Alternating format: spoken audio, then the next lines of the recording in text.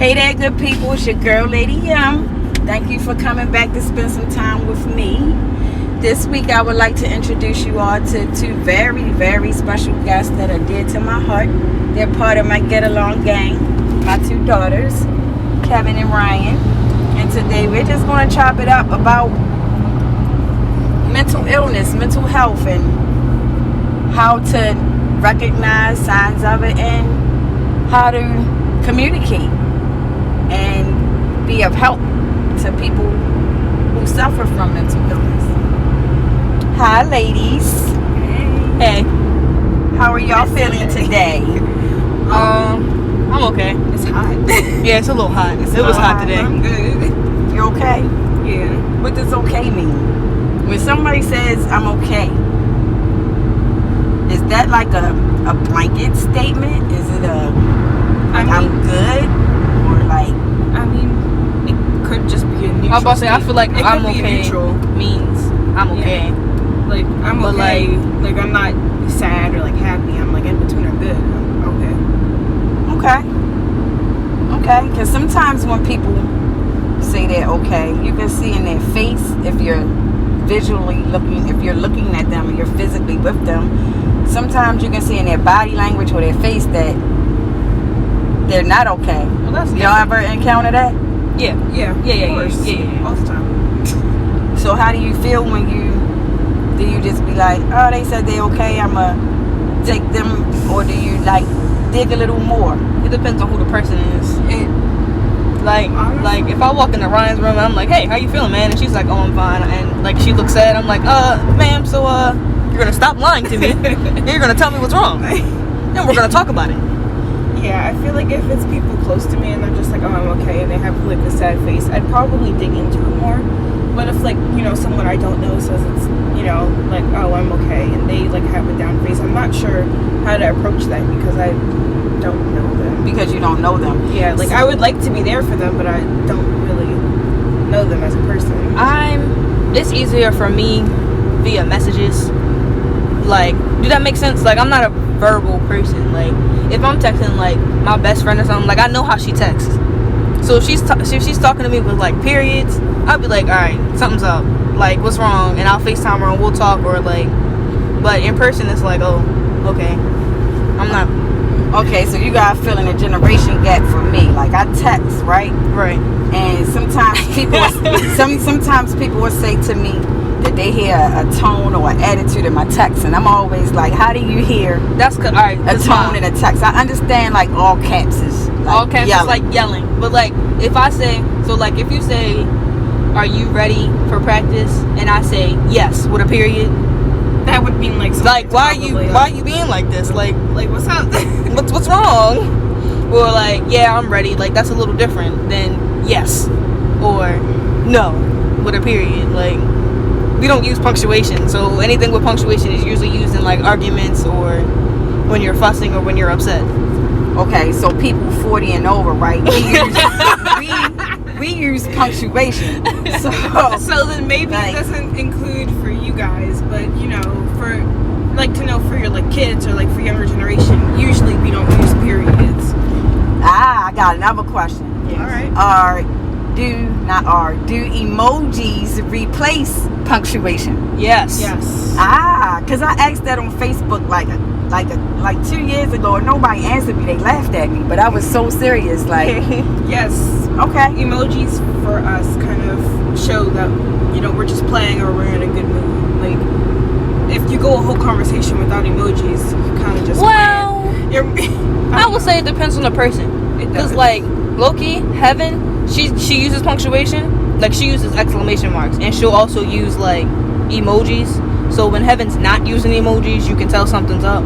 Is what I'm saying. Like, it depends on the person. Some people don't use emojis. Like, I guess it just depends on who I'm talking to. Yeah. Okay. I don't know. I think you can just feel it in the way that they you text. you have to read it like the person. Like, you ever read something like, this is how my mom would read it, you read it in your mom's voice. Like, yeah. That's how you gotta be. Like, if you know she's, like, you can tell when someone's being disrespectful, right? Yeah. Okay. I think I've done that with y'all before. Like, I may have text back, are you sure you're okay? But not, yeah, I get it a little bit, sort of, kind kind of. All right, so going back to you all saying that it depends on how well you know the person, if you would dig to find out what's wrong. So when you're in school, right? Right. You have classmates, you have people, and classmates have different levels of meaning in your life. Some of them are friends, some of them are acquaintances, some of them are just classmates. But as you spend more time with your classmates, you may not know that they have a mental health issue, right? Right. Yeah. And I guess what we were discussing before we started recording was how do you handle that and how do you know? So can you all share maybe some experiences where you could just feel or tell that someone was a little down or having a off day, and you may not have known that they have mental health illnesses? Like how do you all handle that? Do you just not say anything? Do you go tell a teacher? Do you ask out of concern? I don't think I understand your question. Honestly, Because like if they're sad and they're just having an off day, I'm not gonna know if they have mental illness. I just know that they're having an off day, and if they're my friend, I will go talk to them and see if they want to talk. But if not, you If they don't want to talk, ignore them. I don't ignore them. I just say, oh yeah, well, that's fine. You don't have to talk. If you do want to, I'm here. You can text me. And then like later that day after school or whatever, I'll text them like, hey, did your day go? Like, how did your day go? How did it end off? Or honestly, if they don't want to talk about it, or if I check up on them and like try and cheer them up. So like throughout the day, they might not talk to me. They might like seem off. Or just ask like every now and then, like, you want to talk? You okay? If they don't want to talk about it, usually it's best to just cheer them up. I don't know. It depends on the person. Because if you know someone that usually doesn't talk about their feelings or doesn't know how to talk about their feelings, you kind of just instantly like naturally cheer them up and just like try and make them feel good. Like, it just depends on the person. Like, for me, honestly, from experience, I'm the person that I can talk about my feelings, but also from experience and knowing people, some people want to talk about how they feel, but they just don't know how to put it into words. Do you think that, I agree with that, do you think that some of that is not trusting people? Yes. Trusting to open up to people? oh, for her? Yes. Oops. I'm asking both of you. Oh Yeah. I wouldn't say necessarily not trusting people, I would but like say being scared. I was about to say, yeah, like I don't like talking regardless. So me talking about Yeah, I know something you that's a don't. little It's me like- talking about something that's a little sensitive and probably like near being to my scared heart. of judged, or like yeah, like scared of like someone taking that for advantage and just using it against you. Honestly, I don't that know. was me. it's just like, because if I tell you and you don't help, then I wasted my time. Yeah. So I might as well just not tell you at all and fix it myself, because I know how to fix it myself. Yeah, that too. But then there's also people that don't know how to fix it themselves, but just like if they talk to you and then you don't help, it's just like, well, I'm just gonna ignore it, and then it builds up over time.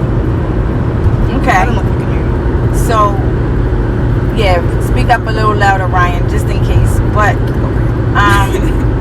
so I find as an adult that there are a lot of people who aren't comfortable with expressing their feelings, and one of the major reasons is judgment, especially if they do have mental illness, because everybody doesn't know how to react to that or how to take that. A lot of people will term you as crazy, and having a mental health issue doesn't mean that someone is crazy. I hate that word crazy. Oh, you're right, there's And mental health, we're saying mental health illness could be many things. It could be depression, it could be bipolar, it could be schizophrenia, it could be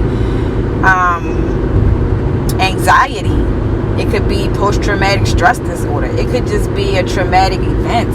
Somebody could have been abused by a parent, or Or even or then, witness the abuse of a parent, and it makes them sensitive. It doesn't mean at all that they're crazy. It just means that they have something that they don't know how to deal with.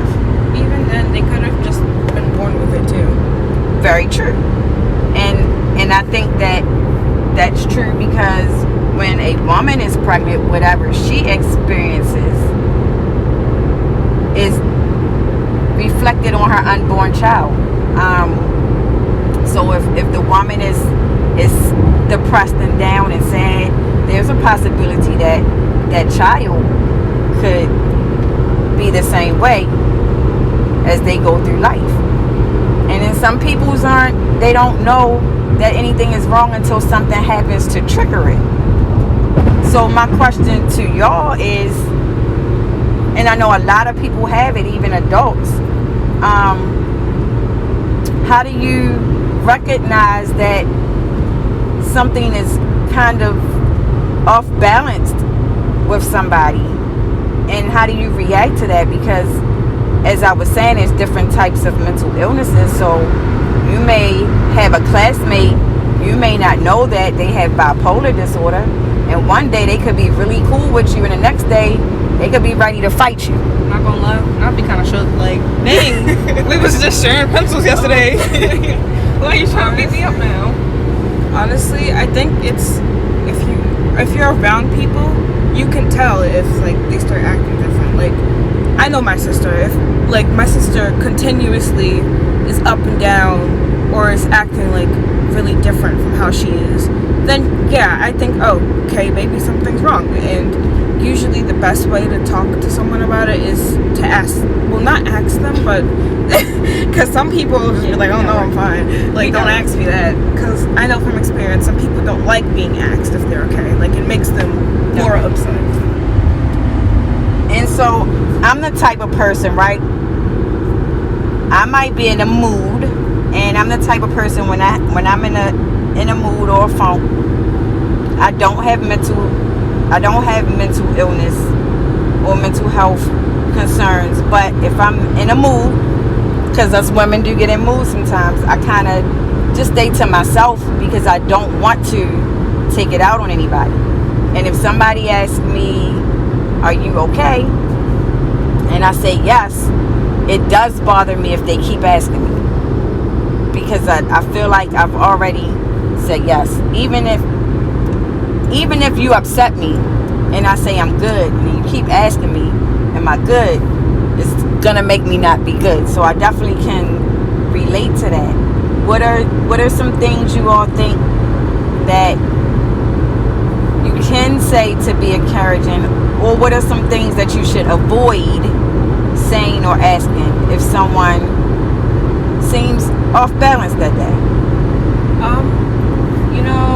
I think the phrase "it's gonna be okay" kind of doesn't help, because Thank you. I know it's gonna be okay. Don't tell me that. Like it just makes it worse. Just let me get there. It's always been like that. I deal with like mental illness and stuff, so it's like anytime someone asks like, oh, it's gonna be okay, Ryan, it was like, don't tell me that, because really? Because like, for one, some people, sure, it doesn't feel like that, and if that's the only thing you could say, oh, I know you probably hear this a lot, but I promise it's gonna be okay, and just say some encouraging jazz things. it up a little bit. Yeah, jazz it up. Make it feel like that it's actually gonna be okay. Like, you actually care. You're not just saying it because like, that's right. That's what you're supposed to say. Exactly. It's something like, okay. So when you tell people it's gonna be okay, it's like they're obligated to say that. Like, that's the thing that you should always say. When sometimes people don't want to hear that. Maybe some people think that they already know it's going to be okay. They just need something encouraging in that moment. So maybe if they don't want to talk, like you said, like, oh, yes, I'm fine, you could say, oh, okay, well, I'm here if you do need anything. That helps me a lot, because, like, I know I can talk to you, but I know that you also respect my boundaries. And if I don't want to talk, I'm not going to talk, and you're okay with that. Because some people are stubborn and will push to get the answer out of you, and it makes the person going through something feel worse than they already do, because they feel like they're being forced to talk about their feelings. And honestly, that's not how you're supposed to feel. When you're ready to talk about them And that's just for everybody. If you're ready to talk about something, or you just want to talk about something, you shouldn't feel forced to talk about it or to do something, because that'll make you not want to do it. So I'm doing a great job when I ask you all what's wrong and y'all tell me nothing, or like your brother made you not say anything at all to me. And I come back and I say, when you're ready to talk, I'm here. You can text me, you can write me, you can come talk to me. So that's a good thing, right? Yeah, because doesn't he usually like text you or something after you say that? Yes. So yeah, it's just RJ, I don't really like, because RJ's not a big talker either. So two not big talkers, the illiteracy.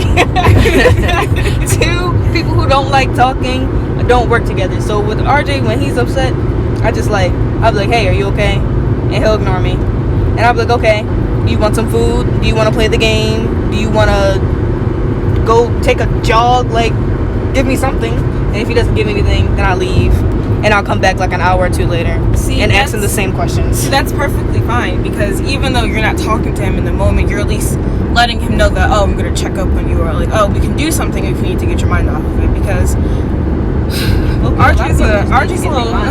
RJ's different. And a lot of people are different. So like in some households, you have parents who don't understand mental health or how to be a parent. And I guess maybe that's a future segment for me to touch on. Actually, a great segment. Especially when you're like first experiencing mental illness, because like you said, you won't know if something's wrong until it happens. And I know that's probably how you and my dad felt. So like you were new to this and you didn't know what to do and how to cope with it. Because I know sometimes if a child's down, it'll bring their parents down too, because all parents really want is probably for their child to be happy, whether they come off that way or not. Right. And so then some parents who don't understand, they get frustrated, and like with certain mental illnesses, there are side effects like being tired and being sleepy, and a parent may look at that and call their child lazy, which is more damaging. Yeah. So yeah, that's definitely a segment for later. I'm definitely going to touch on that. But I thank y'all for sharing, because I think that mental health is a very serious issue in the world, and more so in the black community, because a lot of people shun it. They don't want to talk about it. It's like taboo. Again, I'll go back to that crazy word. So in the absence of people seeking counseling or therapy, because a lot of people don't, it's just good to hear youth communicate on how they try to help each other feel better. It's a difficult thing. I couldn't imagine being in school with people who have mental health illnesses and I'm not aware. Like, I don't think we should know that our co-workers or our friends or our peers have them unless they share it, but we should have some type of basic skill to communicate, or at least to be able to know when to ignore or not take personal what someone says or does to you, because they may be dealing and struggling with something that you don't understand, and they don't know how to properly communicate. I think the main skill that you would have to deal with, that you would have to carry with dealing with anyone really who's going through something, whether it's mental illness or not mental illness, is being able to be a good listener and being patient with them, because that's really, from experience, it's really all, most people with a mental illness want is for you to listen to them and for you to be patient with them, because, they're working on themselves. So you can't rush them into doing anything. It can't make them feel guilty for how they feel. So just have patience, and like sometimes you don't even have to say anything when someone like talks to you or vents to you. You could just listen. With them. I was just about to say, a lot of people just need somebody to listen to them. Like, yeah, I know that's how I am most of the time. Like, I don't, like, sometimes I'll tell people like, oh, I don't want you to say anything. You don't have to. I just kind of want you to hear me out and listen. And listen. Like, just let me get it off my chest, bro. Oh, look at that. And the children shall lead you. The children shall lead you.